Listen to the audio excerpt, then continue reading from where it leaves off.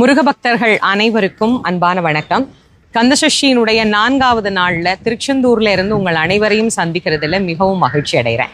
எல்லாருமே என்னுடைய குருநாதர் வள்ளல் வாரியார் சுவாமியா இருக்கட்டும், அவருடைய குருநாதராக இருக்கட்டும், எல்லாருமே இந்த கந்தசஷ்டி விரதம் இரு இரு இரு அப்படின்னு சொல்றாங்க.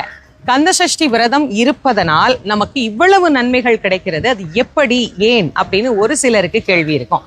கந்த புராணத்தை கொஞ்சம் சுருக்கமா நாம சிந்தனை செய்யலாம். சூரபதுமன், சிங்கமுகன், தாரகாசுரன் கடுமையான தவம் செய்தார்கள்.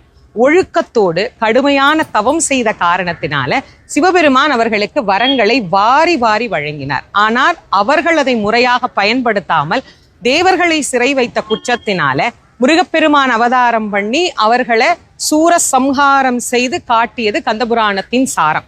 அந்த நிகழ்வை தான் நம்ம கந்தசஷ்டி விரதத்தினுடைய மையமாகவே வச்சு நம்ம கொண்டாடிட்டு இருக்கிறோம். சிவபெருமான் ஏன் அசுரர்களுக்கு வரம் கொடுக்கணும்? வரமே கொடுக்காம இருந்திருந்தா